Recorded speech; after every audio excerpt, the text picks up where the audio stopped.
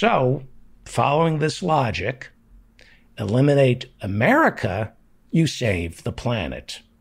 We are the cause of climate change. The reason China is the number 2 cause of climate change, or number 1, depending on where you're measuring. The reason China is such a source of greenhouse gases is because they're making shit for us to consume or for us to sell to other people. America is the cause of climate change. If there was another country, if we had our military might and there was another country producing 30% of the world's greenhouse gases, I would invade that country. I would destroy that country. America is causing 30% of climate catastrophe. You shut down America, you shut down climate change. Planet saved. No American greenhouse gases means no Chinese greenhouse gases. You get rid of America, you've gotten rid of enough of Chinese greenhouse emissions, not all, but enough to save the planet.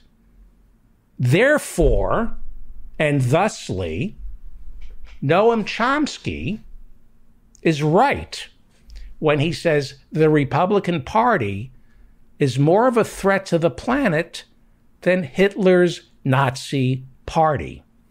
Noam Chomsky said he was voting for Biden because Trump and the Republican Party, because of their position on climate change, they are a bigger threat to the planet than Adolf Hitler and his Nazis could have ever been. The Republicans refuse to move on climate change.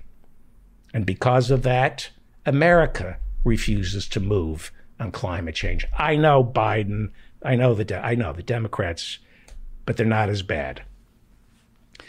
People say constantly to me, why are you so critical of the United States? They say, why don't you find the good in America? There are some people who come to office hours and say, why are you constantly beating up on Biden and America? Why? Because the people who only find the good in America are destroying the planet.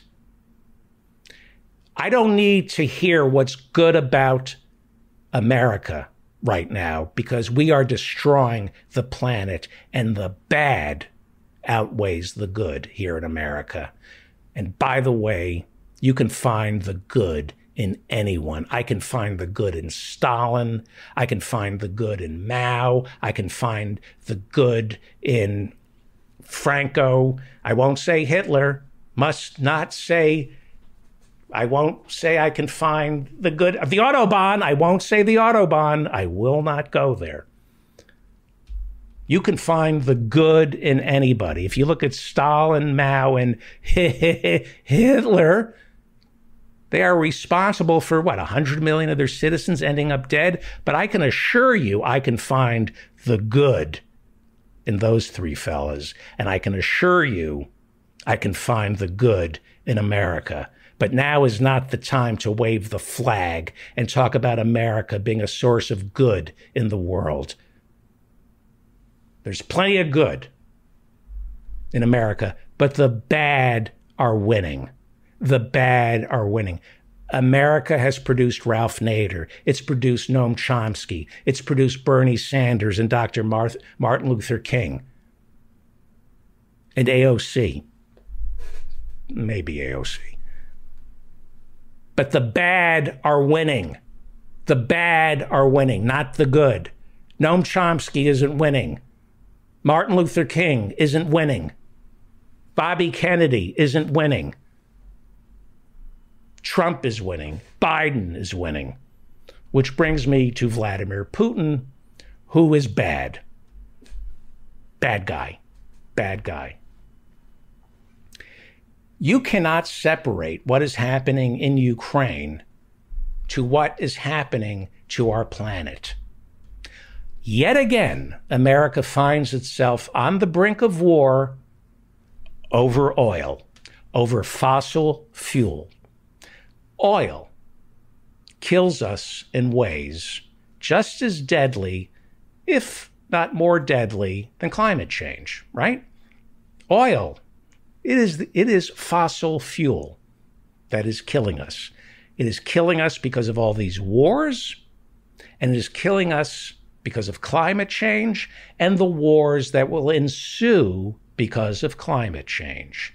We will have wars because of climate change, because of scarcity due to climate change, all caused by one thing and one thing only: oil. We fought both Gulf Wars because of oil. We are bogged down in the Middle East because we use 30% of the world's energy, and that energy comes partly from the Middle East. And yet, since 2018, America has become the world's biggest oil producer. So we can't blame the Middle East. We can't blame OPEC. We're to blame. We are the world's biggest oil producer. We cause 30% of the world's greenhouse gas emissions, and we are the world's biggest oil producers. And our bad outweighs the good. And make no mistake about Ukraine. This catastrophe has plenty, if not all, to do with oil. Right now, people are dying over the thing that is killing us. I'm rooting against Putin because I'm rooting against Putin. Wall Street gutted Russia, and the only thing we left them with was oil, because we couldn't take that. It's under the ground. But we pretty much took everything else. Like I've been saying repeatedly on this show, as much as 80% of Russia's GDP is kept in offshore accounts tended to by American, German, French, British, and Israeli bankers. We didn't take their oil. We didn't take their oil. We were like Clemenza in Godfather 1. Take the cannoli, leave the oil. And so 40% of Russia's economy is oil.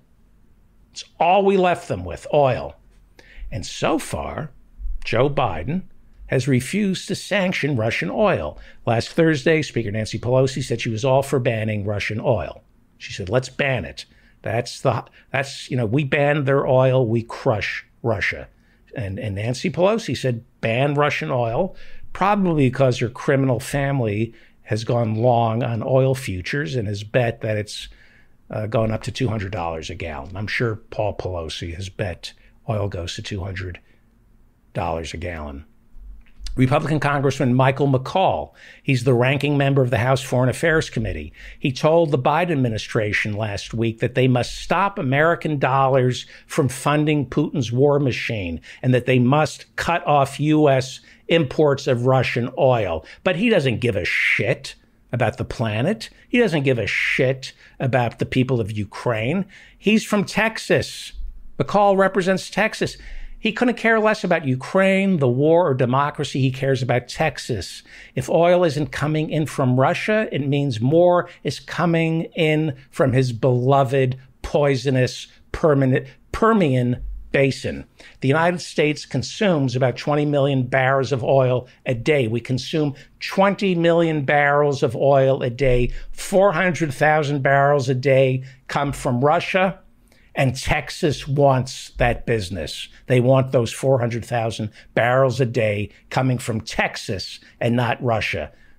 Europe, whole other story.